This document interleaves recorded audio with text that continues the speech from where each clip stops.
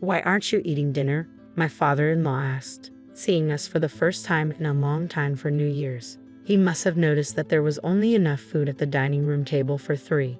"It happens all the time." "What?" My father-in-law looked curiously across the table at my mother-in-law and husband. "What exactly do you mean by it happens all the time?" "A daughter-in-law who can't give her mother-in-law grandchildren would have to be a slave, wouldn't she?" My mother-in-law responded casually while chewing on the hamburger steak I had made. "That's right. Ruby is our slave. She stays in the kitchen to take care of us while we eat," my husband chimed in, echoing his mother's sentiment. As expected, he continued, "He took me to his mother's every weekend to help her with housework, even though you couldn't give her grandchildren. I'm letting you stay here. You should appreciate her and do the best you can for my mom." I didn't want to go to my in-laws' house, but I had made a commitment. Even if I refused to go, my husband would verbally force me. He knows I have a short temper and difficulty finding my words. "Mom, I brought a slave. He even greeted me that way recently." "What are you talking about?" My father-in-law seemed offended by the way my mother-in-law and husband referred to me as a slave.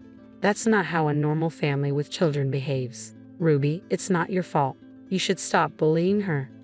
"What do you mean? You're the one that lives so far away, so stay out of the problem," my husband snapped back. "That's right, Dad. Don't tell me what to do. You didn't have to watch Mom lose the possibility of having grandchildren," my mother-in-law added, with a tone that sounded like they were mocking my father-in-law. I tossed the coffee beans in the grinder while listening to their conversation. My mother-in-law and husband always ordered me to bring them coffee as soon as they finished eating. I was so busy with shopping for my mother-in-law that I only had time to eat a piece of sweetbread earlier. "Come on, I'm hungry too. I'm not sure what I'm doing," I muttered to myself as if escaping from the grinder's blade. A single coffee bean fell to the floor. "My name is Ruby and I'm a 37-year-old housewife. During the weekday lunch hours, I work part-time in the kitchen of a family restaurant. My husband and I rent an apartment. I used to work at the same local bank as my husband, but I left 3 years ago to focus on fertility treatment.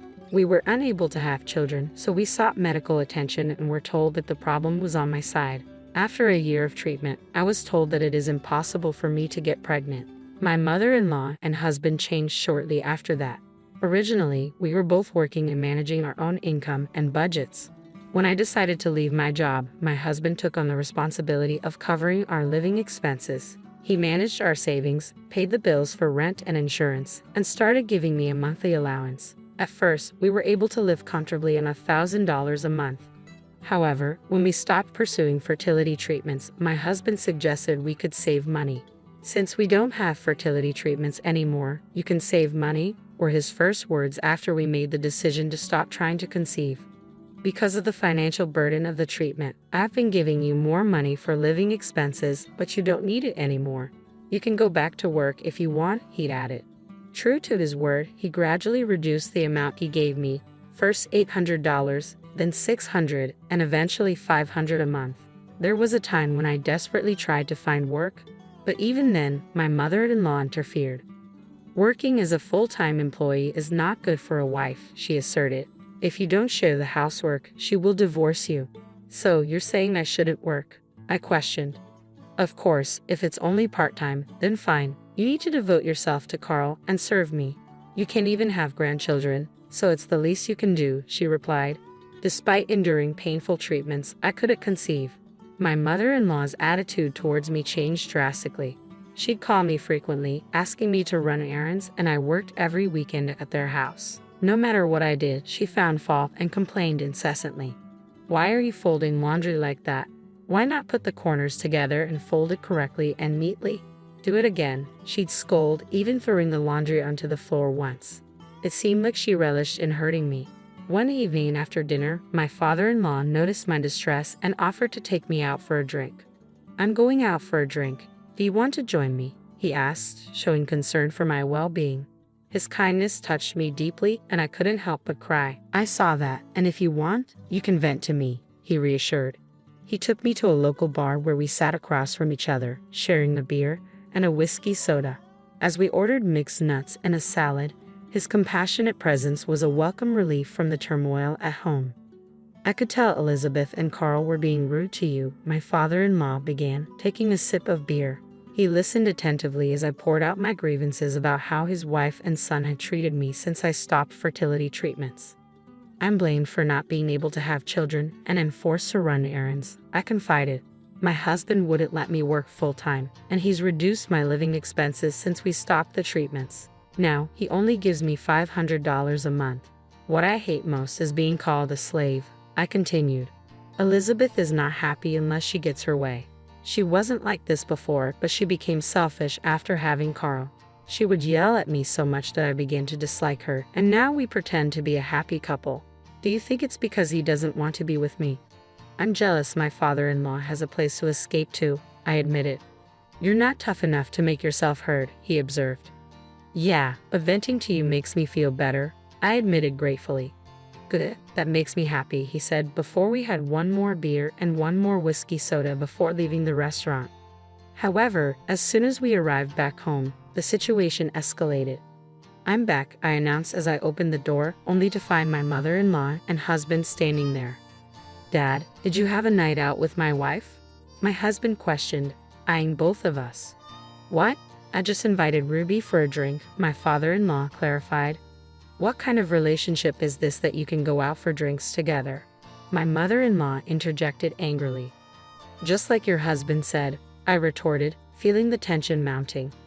What are you thinking, Ruby? Isn't it wrong for a wife to go to a bar with a man? You can't give me grandchildren, but you still have desires, my husband accused, joining in the finger-pointing.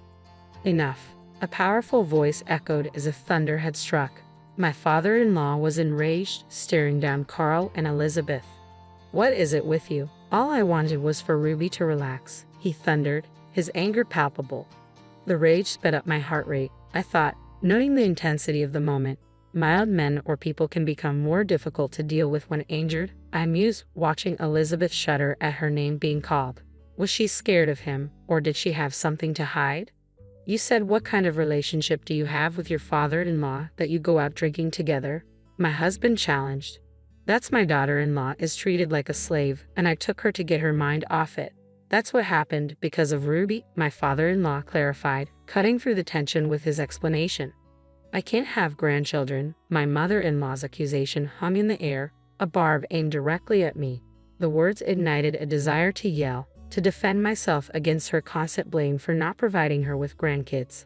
How can you say that when you hate children? I wanted to retort, but I bit my tongue. Yet even in my silence, I couldn't shake the urge to challenge her unfair judgment. Well, grandchildren are different than other children, aren't they? I finally spoke up, my voice edged with frustration. That said, I don't think you wanted grandchildren enough to treat Ruby like this. You're just making an excuse to point the finger at her. My mother-in-law seemed about to respond, but then she abruptly averted her gaze. Was she tongue-tied or perhaps fearful of her husband's reaction? Carl, wait, my attention shifted to my husband. I heard you only give Ruby $500 a month for living expenses. Do you keep the rest of your salary? I probed, unable to ignore the discrepancy. No, I pay rent and insurance, he countered, but his evasive response left room for doubt. As the silence stretched, he seemed unable to conjure a convincing explanation.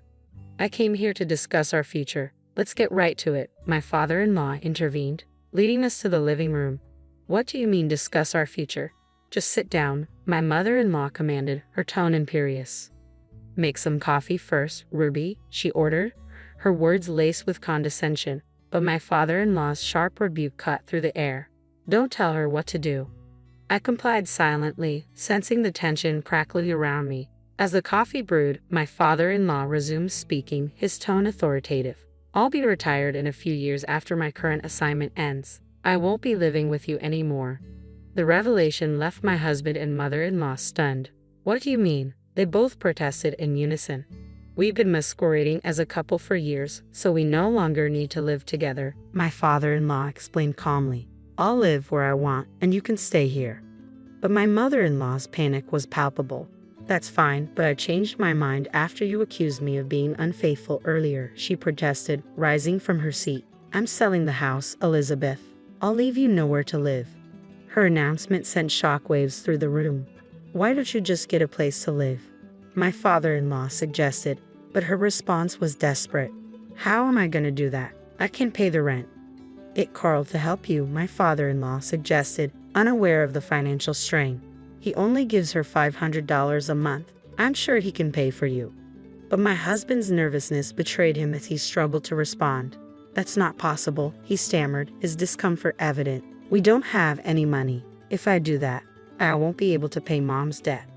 The revelation hung in the air, casting a shadow over the room. You just mentioned debt, didn't you? My father-in-law's tone turned grave. Explain. I didn't mean what I said. I said explain. My father-in-law's voice thundered through the room, his anger palpable. My mother-in-law dissolved into tears at the sound of his fury, but his rage remained unabated. Mom owes me $50,000. I'm her co-signer, my husband confessed, his expression resigned. Around the time we stopped fertility treatment, Mom made an investment. She made some money at first, but then the stock market crashed, he admitted, his voice tinged with regret. You mean you lost money in the stock market and went into debt? I interjected, incredulous at the revelation. I used family funds. At the time, we were betting on stocks that were supposed to go up, but eventually we ended up in debt. Now, I'm paying it with my salary and Mom's repaying it by working part-time at a supermarket, my husband explained, his tone heavy with the weight of their financial burden. The news caught me off guard. I had never heard anything about stocks or debt. My mother-in-law had lost a significant amount of money in the stock market and had borrowed to compensate for it when I stopped fertility treatment. She must have tried to repay the debt by investing in stocks that were expected to rise. But as they struggled with repayment, those stocks failed to yield returns. Maybe. I couldn't help but voice my thoughts. That's also when you and Carl began treating me like a slave. Ruby, what are you trying to say? Were you just taking it out on me? My mother-in-law challenged, her voice strained. The slave treatment started around the time I stopped fertility treatments. I doubt it's because she wanted a grandchild so badly. But the simple answer is that she was taking it out on me because that was satisfying. I countered, the bitterness evident in my tone. As expected, my mother-in-law remained silent, her guilt hanging heavy in the air. And Carl used the money that he took out of my monthly expenses to pay off his debts. He could save money because there's no fertility treatment. He didn't give me less money for some strange, unknown reason. He just needed the money to repay his mom's debt. I concluded, the pieces of the puzzle falling into place. You stupid idiot. Finally, my father-in-law erupted, his frustration boiling over. Even if it's family money, it's money. I worked for and saved for you, only for you to invest it in stocks without consulting me. To top it all off, you lost it all. What the hell kind of money are you spending? My father-in-law exploded, his frustration boiling over. With those words, he abruptly left the room, as if struck by a sudden realization. We all followed him, wondering what he was up to. What are you doing?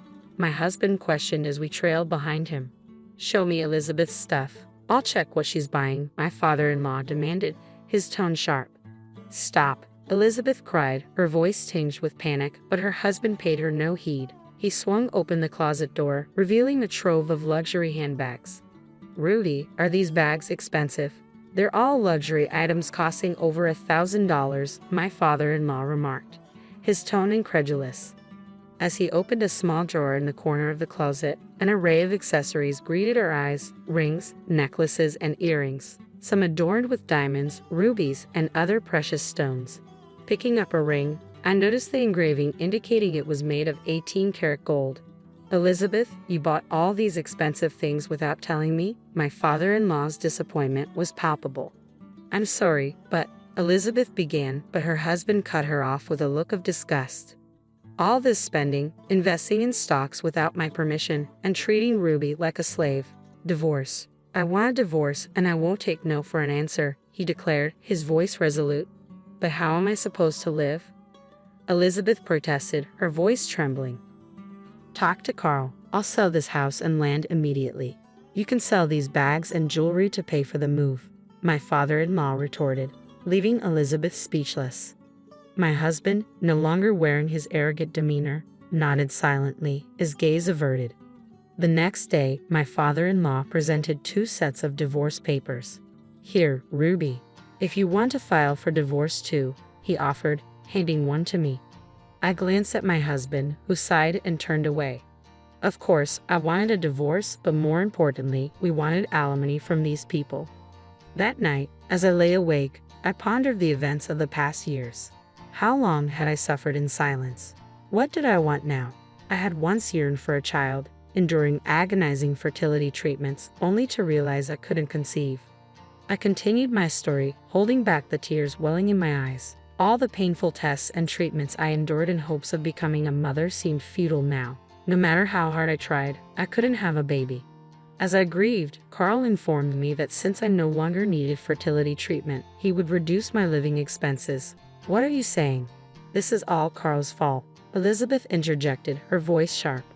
My father-in-law's horror was palpable, and my mother-in-law fell silent, her accusations hanging in the air. She had blamed me for not giving her a grandchild and then treated me like a slave. "Do you know how hard it was for me?" I demanded, my frustration boiling over. Naturally, there was no response from Elizabeth or Carl. In the end, Carl's actions were driven by his need to pay off debts, while Elizabeth sought an outlet for the stress of financial losses in the stock market. "I want you to reimburse me for this," I declared, my voice firm. "What if I say I won't pay?" Carl retorted defiantly. "Sure, I'll talk to my lawyer," I shot back, my resolve unwavering. After the new year, my father-in-law officially divorced my mother-in-law. Within days of putting his house on the market, he found a buyer who intended to tear down the old house and clear the land to build a new one. Left with nowhere to stay, my mother-in-law moved into a rundown apartment, barely holding together. She now resides with my ex-husband, struggling to make ends meet while paying off their debts and alimony to me, a financial burden I'm sure weighs heavily on them. Meanwhile, I found solace in a beautiful little apartment and secured a clerical job at a security company, thanks to my father-in-law's support. He encouraged me to utilize my accounting knowledge and skills from working at a bank. "I want you to be happy. If you ever need help, just tell me anything," he reassured me, his unwavering support a beacon of hope. With my father-in-law by my side, I embarked on this new chapter, determined to shine on my own. As I dressed for my first day of work, I made a promise to myself to embrace this fresh start and forge my path to happiness. Waking up to the presence of an ignoramus in the morning was akin to inhaling poison that would linger throughout my workday. Each sunrise brought with it the burden of enduring the condescension of an elite chief, a product of some lofty institution of higher learning. On a particular day, my tolerance reached its breaking point. "Perhaps you should escalate your grievances to our superiors," she taunted. "After all, I belong to the cream of society. Nobody will heed the complaints of a dropout like you." Her smugness was palpable, but a single encounter with the passing company president swiftly altered her demeanor. "Good day, I'm Daniel Smith," he introduced himself. "I landed a sales position at this company's branch straight out of high school. My father's motorcycle accident left him incapacitated, rendering him unable to provide for our family. So I opted to forgo college and joined the workforce to support them, thanks to a referral from my father." The camaraderie among the employees at this company made each workday a delight. My boss is kind, and my coworkers are a breeze to work with, so work-related stress rarely crosses my mind. Yet today, I can't shake off this feeling of melancholy. "Smith, isn't your meeting today with the head office?" a colleague inquired. "Yeah, it is." "Seriously, that means they'll be here, right? I should have taken the day off." "You don't interact with them directly, so just keep it to yourself. I'm already feeling down this morning." Before my colleague could continue, they abruptly changed the topic. "Why was nobody at the entrance to greet me? I was expected, and this is how they welcome me," they grumbled. "Forget it, let's just get to work," they muttered, then hurried away. "Remember that backstabber?" a disgruntled voice, now left with me, seethed. "This place is full of ingrates. It's infuriating that I have to bend over backward just to communicate with them. I sincerely apologize. I didn't anticipate your early arrival." She's Manager Jones, frequently commuting from headquarters for meetings and such. With a degree from a prestigious university, she was recruited as a seasoned executive candidate. Unfortunately, her demeanor often veered into arrogance, belittling employees at the subsidiaries. "They're all just typical uneducated incompetents," she'd sneer, making me look like a fool. "Let's just get this over with. Could you kindly wait a bit longer for another key person to join us? They're en route." "What? You expect me to wait?" My role is to hit the ground running upon arrival from headquarters. This incompetence is beyond belief. I deeply apologize. You're here 20 minutes ahead of schedule, yet you're being unreasonable. I yearned to retort, but the person on the other end was from the head office, an elite recognized by headquarters. I hesitated, unsure of the repercussions if I dared to challenge her authority. We grumble amongst ourselves at the subsidiary, but when it comes down to it, we never confront them, always enduring silently. As I carried on with my usual routine, driving to work one morning, I noticed an elderly lady in distress crouched in the middle of the road. It was clearly an emergency, but those around me either avoided involvement or didn't know how to react, feigning ignorance as they passed her by. "Are you all right, ma'am?" I rushed to her side, but she couldn't respond. Her breathing was labored, and she struggled to speak. "I'm calling an ambulance right away," I announced, swiftly dialing 911. Once the ambulance arrived, we all accompanied the elderly lady to the hospital. "It's all right for you to head home," the nurse reassured us. "We'll take care of her until her family arrives." Having already informed the company of my tardiness and concern for the grandmother's well-being, I opted to stay until her family showed up. Thankfully, her condition wasn't critical, and she was discharged after a few days. We breathed a collective sigh of relief. Then, a few weeks later, out of the blue, I received a transfer order to the headquarters branch office, a directive straight from the president. Contemplating the move, a colleague offered their perspective. "It's a testament to your hard work being recognized. Embrace it and give it your all." Encouraged by their words, I resolved to accept the transfer. My first day at headquarters proved to be quite the whirlwind. Deciding to greet each department individually, I encountered the chief in the corridor and hastened to offer my greetings, but she caught sight of me and shot me a disdainful glance. "What brings you here? Aren't you a bit out of your element?" "Good morning, Chief. I've been reassigned here." "Oh, you're being relocated. What on earth are they thinking?" Disregarding my greeting, the chief launched into a tirade.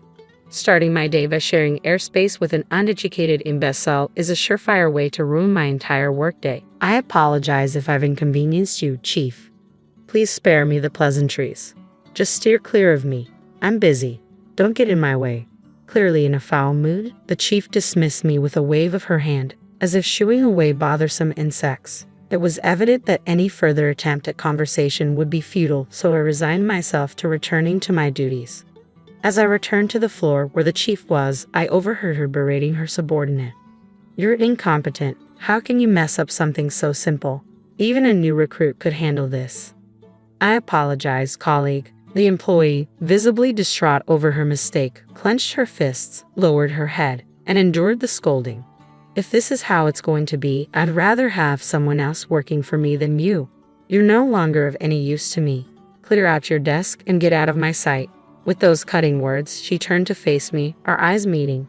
Already discontented, her expression soared further as she glared at me. "Didn't I tell you to stay away from me this morning? Please, Chief, hear me out. I have something to discuss with you today." "Enough. Everyone here is arrogant. I don't have time for incompetent fools like you." With those words, the chief stormed out of the room, slamming the door with all her might. Concerned, I approached the employee who had just faced the chief's wrath, wincing at the resounding crash of the door. "Is this typical of the chief's behavior?" I inquired. According to the employee, it wasn't just typical, it was a daily occurrence. "She's always disrespecting me," he lamented. Worried that the chief might overhear, he hushed me, cautioning, "Shh, she might hear you."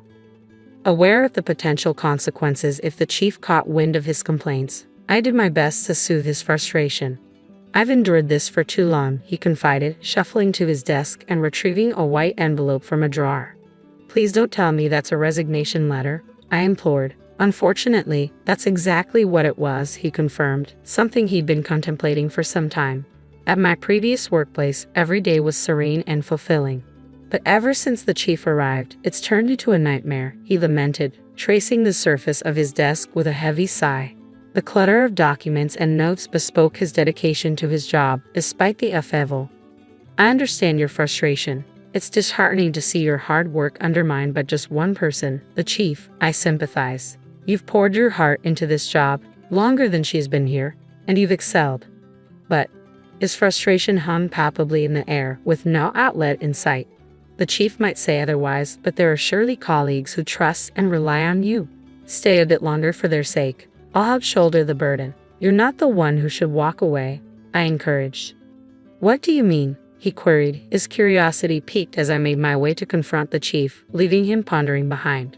We can't allow any more employees to be mistreated like him. That's why I'm here, I declared, trailing after the chief until I found her in the break room, sipping tea. Mind if I join you? I inquired. The chief glanced up, her expression pained. You're still here. You're as persistent as a fly. I'm just trying to take a break. Please give me some space, she sighed wearily, likely drained from the recent confrontation. Summoning my courage, I addressed her firmly. Chief, I'll be conducting a thorough investigation into your treatment of our employees. Depending on the findings, appropriate actions will be taken. My direct statement caught the chief off guard. What are you implying? Are you trying to play the hero to shield incompetence? No, that's not my intention. Why don't you go run to your superiors with this? I'm an elite, you know. I have the backing of those above. Nobody will pay heed to a dropout like you from the subsidiary, she retorted dismissively, waving her hand as if to brush off the matter. Suddenly, a man emerged from the other side. Smith, there you are. How's everything going? It was the president. I'm doing my best, thanks to your support. Ah, hello, Mr. President. What a pleasant surprise to see you here. What happened to the grumpy chief from earlier? She's putting on a facade of excellence for those higher up the chain. I'm glad to hear you're thriving. Have you connected with the new branch manager? Huh? What new branch manager? The chief looked puzzled, her gaze unfocused. He's standing right in front of you. Hadn't you been briefed? The president chuckled. This inept employee from a subsidiary company. You're quite the comedian, boss, the chief scoffed, joining in the laughter. The president, however, regarded her with suspicion. What are you talking about? Are you suggesting I'm joking? Understand this. He's now the brand manager of this branch office. It's impolite to label him incompetent, the president admonished. What on earth? The chief shot me a scowl. You didn't bother to inform me earlier, did you? I've already informed the rest of the department. Oh dear, such a rude and ill-informed individual. The chief's face flushed with anger, and she looked on the verge of collapse. Observing the situation with reluctance, the president finally spoke up. Let me shed some light on this remarkable opportunity. This company belonged to his father. Due to a car accident injury, his father couldn't manage it, so I took over. Is he the former president's son? The chief inquired. That's correct. I've been urging him to relocate to headquarters, but he's quite adamant about staying put, the president explained. I apologize. I have a fondness for that place, and I found it satisfying, I replied. What prompted your unexpected arrival here? Why did you just continue at the subsidiary? The chief interjected, momentarily forgetting the president's presence as she directed her query at me. The president, accustomed to seeing the chief in a more composed state, was visibly taken aback, his eyes widening in surprise. I made a heartfelt plea to him. He's my mother's savior, her benefactor, I clarified. What about the president's mother? The chief pressed further. Yes, the elderly lady I rescued a few weeks ago happened to be the president's mother. When he arrived at the hospital entrance and found me waiting for her family, I was surprised. I later learned that he was the one who had immediately come to her aid, calling for an ambulance while others ignored her. I felt he deserved better than being relegated to a subsidiary. So, you personally appointed him as branch manager, the president confirmed. That's correct, he nodded. I had my doubts about my qualifications when I was first appointed as branch manager, I admitted. Coming from a subsidiary, it was a sudden shift to leading at the head office. But after hearing from the president and receiving a call from my father urging me to support the company he had built, I made up my mind. That's precisely why I've appointed him as branch manager. Moving forward, I expect you to show him the respect he deserves and heed his directives, the president admonished the chief sternly before exiting the room. That's the explanation, chief, I reiterated as I faced her once more. You've been mistreating not only your subordinates but also those under your direct supervision. I understand the frustration and pain of being belittled simply because of lacking formal education. No. The chief collapsed into her chair, tears streaming down her face as her pride took a severe blow. It was no small shock for her to suddenly find herself outranked by someone she had long looked down upon for their perceived lack of education. She even threatened to have me dismissed. With that, my ordeal came to an end. The following day, a comprehensive investigation into the chief's conduct was conducted. Numerous employees and subordinates came forward with accounts of her egregious behavior. As a result, disciplinary action was taken. Upon receiving the news, the chief left the company without a word, her spirit seemingly drained. The chief appeared visibly distraught. Considering her high self-esteem, it was understandable. "By the way, are you certain you want me to replace the chief?" I inquired. "I have full confidence in you," the president affirmed. With the chief dismissed, he appointed the individual who had previously endured her wrath. This employee had a long tenure with the company and showed unwavering dedication to their work. Naturally, I had thoroughly vetted his past performance, knowing he had first-hand experience of the frustrations and mistreatment under former Chief Jones. I knew he wouldn't repeat the same mistakes and would prove to be a compassionate leader who understands his employees' feelings, I explained. As for myself, I endeavored to approach my role from the perspective of the employees, not solely as a branch manager.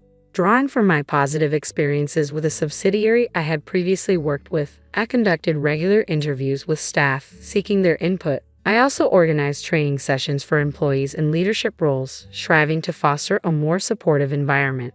Through these efforts, the company's culture gradually improved, resembling the positive atmosphere of the subsidiary where I began my career. Will Smith, I apologize for what happened with Jones, but thanks to your efforts, this company is thriving, the president acknowledged. "Oh, I'm apprehensive," I admitted. At a later meeting, I found myself summoned to the president's office for a casual coffee chat. He wanted to discuss the recent developments in the workplace. I'm not getting any younger, eventually. I envision Will stepping into my role, the president shared. "With all respect, Mr. President, I don't see myself as presidential material," I responded. "Why not? Your father would have wanted the same," he countered. I aspire to remain aligned with the employees, working alongside them to support the company and engage with our customers. Once in the president's seat, that connection may become strained, I explained.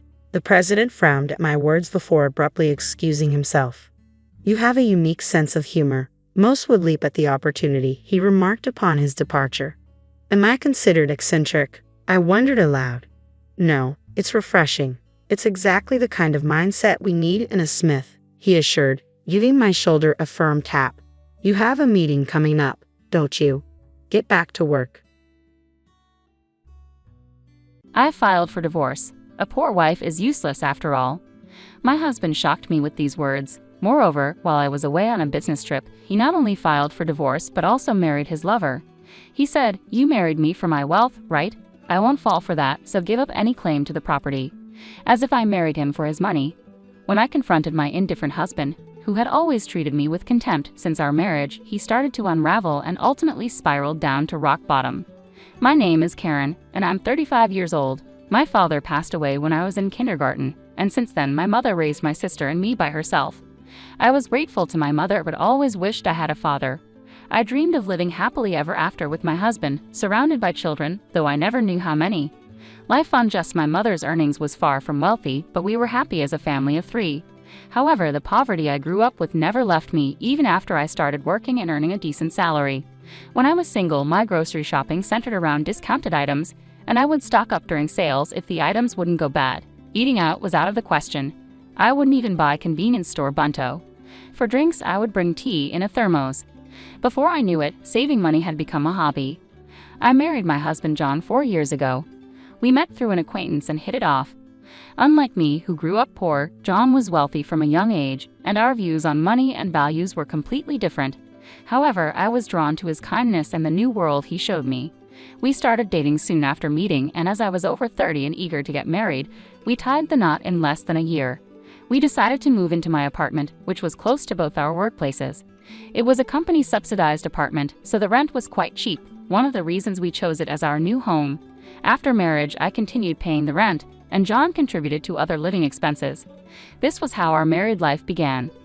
John had a somewhat traditional view of gender roles, believing women should quit their jobs and take care of the home after marriage while men should support women. I found these views of his cool and masculine at the time. Before our marriage, he suggested I become a homemaker, saying he would support me.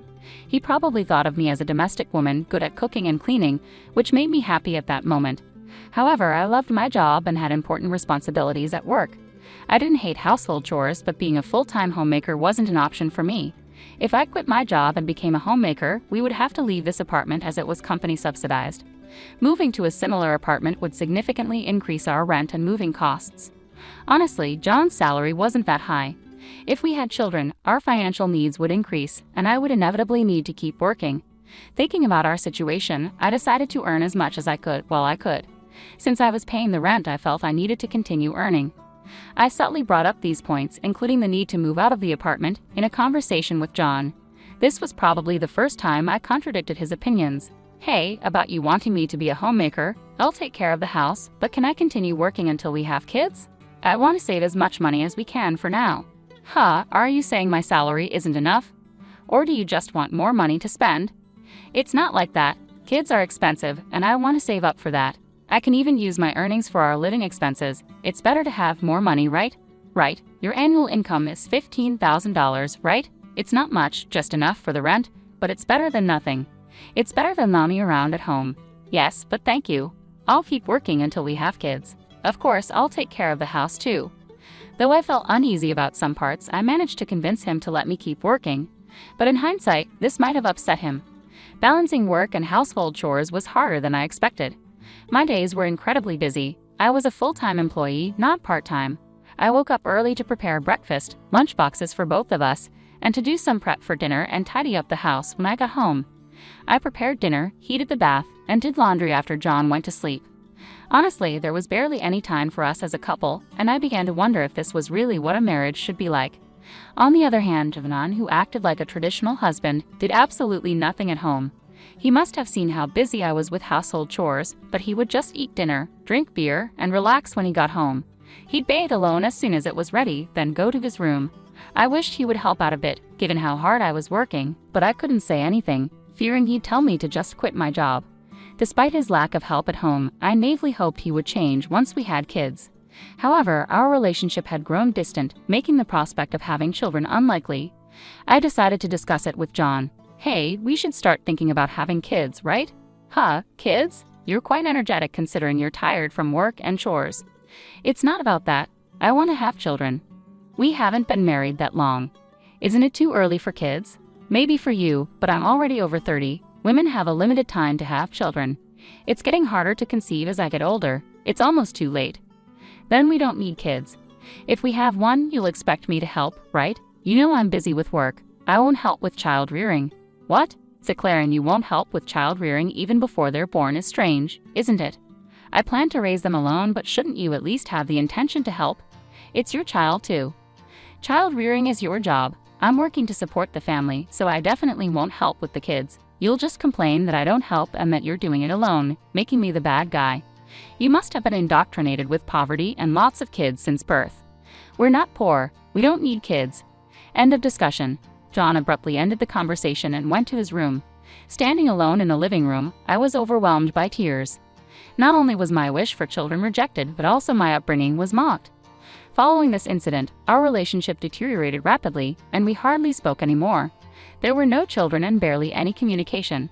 Maybe it was time to consider divorce, yet a faint image of my once kind husband lingered in my mind, making me wish we could return to the happy couple we used to be. Since then, I tirelessly juggled work and home responsibilities. I was incredibly busy with various tasks. Eventually, I took on a significant project at work, which meant more business trips and further distance from John. One day, as usual, I told him about an upcoming business trip, but his reaction was unlike any other time. I'll be away on a business trip for about 10 days starting tomorrow. Please take care. Another trip? You're always working hard. Take care, even though you must be tired. He was unexpectedly kind, unlike his usual mocking self. He even said with a smile, "Wait for a big surprise when you get back." I had given up on him and was resolved to a decision internally. However, his smile shook my resolve. Our wedding anniversary was approaching, and I thought maybe he had a surprise for that. Despite everything, I hoped he might have changed his heart. I even considered rethinking my stance if he had truly changed. However, my faint hope was shattered by a major incident. When I returned home 10 days later, I faced the first surprise. The front door wouldn't open. The key didn't fit. As I struggled, John spoke from inside. "Karen, right? Surprised. This is the first surprise. I changed the locks, so your key won't work anymore." "What do you mean?" Why doesn't my key work? Open the door. Why would I let a stranger into my house? I changed the locks, and for your information, we're divorced. That's the second surprise. A poor wife is useless. Divorce. I never signed any papers. How could you even do this? I just forged your signature. I submitted it with a friend's name as a witness, so you're a stranger now. Got it? Understood. Then we need to discuss property division, right? Right? Property division. I had a document for you to sign. I'll let you in this one last time. John finally opened the door. Inside, there was a document for me to sign, waiving my rights to property division. I thought you'd say, give me property division if you want a divorce. Poor people like you probably saw me as rich. You married me for my wealth, right? I won't fall for that, so waive your rights to the property. What? I never even thought about property division. I hadn't even considered divorce. So you'll also waive your rights to property division, right? How much property do you think a poor person like you has? A few thousand in savings at most. I don't need that. I have more assets, so if anyone is doing the dividing, it would be me giving money to you, not the other way around. Don't you get it? Is that so? Well, that doesn't matter. Let's change the document to reflect mutual renunciation of property rights and make it a public document, I retorted stubbornly. Afterward, John redid the document on his computer, deciding to make it a public document. However, it would be some time before we could submit it. I decided to pack my things and leave the house for the moment. As I was leaving, you scorned me until the end. You are poor. I thought about throwing away your belongings while you were on your trip, but you barely had anything. Always wearing the same clothes, typical of the poor. The reason my belongings were few at that time was deliberate, part of my plan. The only unexpected thing was John changing the locks without my knowledge. A few days later, as expected, a panicked John called me. Karen, what have you done? What do you mean? I haven't done anything. Why are you panicking? I have a lot of questions. First, I was told to leave the apartment. Oh, you were still living there. That's not allowed. It's a new month. You're trespassing. Trespassing? But it's my house. Are you okay? Did you forget that was a company apartment I rented? I was the leaseholder, so naturally, you can't live there anymore. That's ridiculous. How could you do this? I can't believe you didn't know. I'm not the one who should be accused of doing things on my own. Didn't I tell you that you can't just change the locks of a rental apartment? It's my house. I can change the locks if I want. Didn't you listen? It was my leased apartment. Even if you were the leaseholder, the owner is the apartment manager. You can't change the locks without informing them. Is that so? Also, I terminated the lease while you were away. You terminated it so early, I was allowed to live there until this month. I was planning to return, but now you've unlawfully altered someone else's property, which could be considered criminal damage. Wait, criminal damage? Is that why the police are at the front door now? I'm too scared to open it. I replied calmly, so the police did come. Don't worry, it's probably not for trespassing or criminal damage. It's better to talk to them. Why do you know about the police? Because I reported you for filing the divorce papers yourself. It seems like you've committed crimes like forgery and fraudulent use of a private document. Divorce papers can be filed by one person, but only with mutual agreement and personal signatures. Since you forged my signature and the witnesses, it's obvious that it's a crime. John seemed unaware of his guilt. I continued pressing further. So the divorce papers you submitted are invalid, and your marriage with Susan can't happen either. How do you know about Susan? Did you think I knew nothing? I had a private detective agency thoroughly investigate your affair with Susan. It was a busy time at work, and coordinating with the agency was tough. Plus, you've even held a grand wedding ceremony while I was supposedly on a business trip. Are you saying your business trip was a lie? Yes, I took leave from work despite being busy to do some research and prepare documents. I knew about you bringing Susan home. It would have been impossible to gather this evidence while working. After I revealed everything, John was speechless and seemed quite downcast, even over the phone. Then he pleaded with me. Please don't tell Susan I'm divorced. Why would I? There's no such fact to tell. Really? Thank you. Are you misunderstanding something? When did you become divorced? That fake divorce paper is invalid, remember. So legally, you're still my husband, not divorced. What? Since you committed adultery while legally my husband, Susan needs to pay compensation. I sent the demand for reparation to her house yesterday by express delivery. She didn't know you were married, right? I can't withdraw the claim at this point. I already knew Susan believed John was single, but I deliberately sent the reparation demand anyway. Since Susan hadn't contacted me yet, she likely hadn't received the letter. It should arrive soon. Should you be on the phone with me when you also have to deal with the police? You're busy. I'll ignore the police. I won't be arrested. I'm going to Susan's house now to get the letter back before she or her family can accept it, he said, hanging up abruptly. He probably went straight to Susan's house to wait for the postman at the front door. I knew it would be futile because the letter was sent as registered mail to Susan only. Even if he waited for the postman, he couldn't receive it. A few hours later, a dispirited John called me. According to him, there was an incident when the postman arrived. Finally, I'll take that envelope. Who are you? You don't live here, right? I'm practically a resident here since I'm married. I have the right to receive the mail. I see, but I can't give you this envelope. It's registered mail for Susan only. What? Give it to me. Absolutely not. If you're so eager, ask Susan for permission. What's going on here? Susan asked as she approached. Oh, John, what's all this noise? What's happening? Susan, this is registered mail for you. This man insisted on taking it. Sorry for the disturbance. Now I'll be on my way. What's this? A demand for reparation. John, you were married. What's going on here? Sorry, it's just, she's an ex-wife from a long time ago. I was embarrassed to say I'm divorced. I'm sorry for keeping it secret. But it's strange, isn't it? We haven't been dating long, and a demand for reparation. If you were divorced before we started dating, there shouldn't be any problem, right? Well, my ex-wife is crazy. Maybe she's demanding reparation out of spite because I got married. That was the excuse he gave, but such a lie was quickly exposed. The envelope included a letter I wrote along with my contact information. Susan called me directly, and in that call, I told her about the affair, the invalid divorce, and that they had a wedding ceremony while he was still married to me. Although they had a wedding ceremony, they hadn't submitted the marriage registration yet. John wanted to submit it on a good luck day, so it was still pending. He probably delayed submitting the marriage registration due to uncertainty about whether the divorce was finalized. After being exposed, John fled from Susan's house and shamelessly contacted me again. I still had something to tell him, so we agreed to meet at a nearby cafe. As soon as I arrived, John said, Karen, please withdraw the reparation claim. Let's pretend we've been separated for a long time and officially divorced now. I can apologize to Susan for being secretly divorced and maybe cover it up. You think I'm desperate to stay married to you? I was going to file for divorce anyway, but since you cheated, you'll pay reparation. Just trying to extort money from me, huh? Typical of the poor, you have such a poor heart. You're talking nonsense. Depending on my answer, everything can change. There's still an option where we don't divorce. If I say no, you can't reject it, meaning you can't marry Susan and your marital status will be exposed. Fine, I'll pay the reparation. Just divorce me now. Sign here then. About property division. Property division? How much more do you want to take from me? Reparation should be enough. Remember we agreed to waive property division, right? So let's make it official. All right, you're not as bad as I thought. Thank you. We then went to a public notary, made a public document for reparation and property division, and then to the city hall to submit the divorce papers, finalizing our divorce. Relieved, I exchanged final words with John. Glad we don't have to divide property. What are you saying? I'm the one who benefits from that. By the way, you even have assets. After paying me reparation, Susan will also claim damages. She mentioned charging you for the wedding expenses.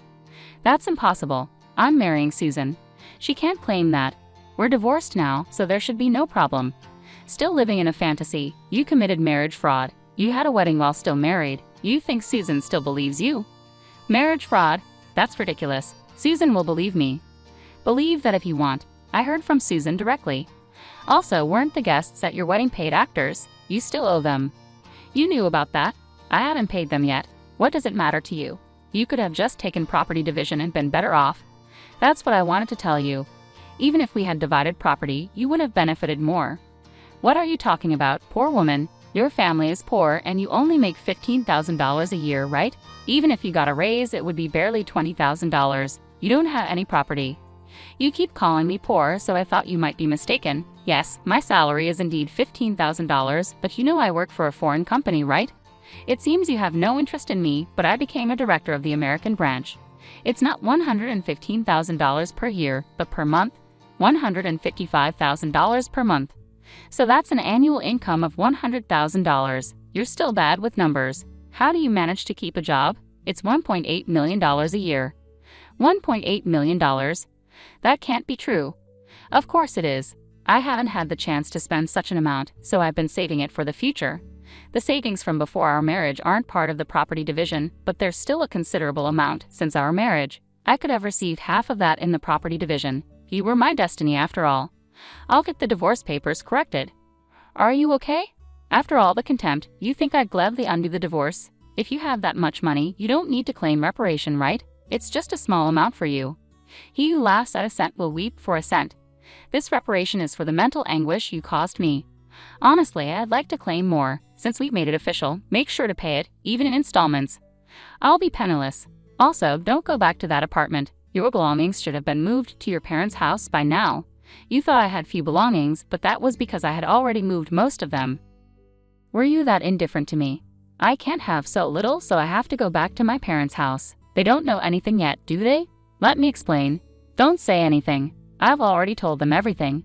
It's only right to explain why we're divorcing. Oh, and your father said not to ever step over our threshold again. So I have nowhere to go. He collapsed, and I left the cafe. Later, I heard he caused trouble at the police station. Despite my advice, he went back to the apartment and sat there aimlessly until the manager called the police. He was taken away, though I'm not sure if it was for obstructing public duties, trespassing, or for the falsified divorce papers. Eventually, his parents took responsibility for him. After talking with me and learning about Susan, they decided that apologizing and paying damages to Susan's family came first. They went to Susan's house, knelt in front of her family, and settled everything without pressing charges for marriage fraud, even paying for the wedding expenses. I had expected them to sue, so it was disappointing they didn't. So I decided to pursue legal action against John for forging the divorce papers. John offered a settlement, but I didn't withdraw the lawsuit. I didn't want him to think everything could be solved with money. I wanted him to understand the gravity of his actions. Even if it cost time and money, I left everything to my lawyer, so it wasn't too burdensome for me. Dan was exposed for his actions and the marriage fraud at his company, leading to his eventual firing. He ended up living at his parents' home, working all day at a relative's construction company. His father took all his earnings, leaving him with no income. I thought his parents wouldn't abandon him, but they were stricter than I expected. They paid my reparation and Susan's compensation, planning to make him work like a horse until he repaid everything. He lived in a shed-like place with no electricity, receiving only $5 per day for food deducted from his salary. They planned to disown and kick him out once he repaid everything. A harsh fate. After years of hard work, I was offered a position at the head office abroad, so I moved overseas after the divorce was finalized. I worried John might come to me for help or harbor resentment, but moving abroad alleviated those concerns. I thought work would be my partner for a while, but soon I found a new relationship. I'm now dating a foreign executive at our head office, and I'm pregnant with plans to marry soon. I told him everything about my past and my ex-husband, and he's understanding. I'll take maternity leave and plan to return to work later, supported by him. He's enthusiastic about taking paternity leave and co-parenting, showing a different cultural perspective. After being tormented by my ex-husband, I finally feel I'm grasping true happiness and confidence in building the happy family I always dreamed of. Many suffer due to selfish spouses. While divorce isn't always the right choice, enduring silence isn't a virtue. It's important to know that honest discussions can lead to resolutions, and sometimes divorce is a necessary option.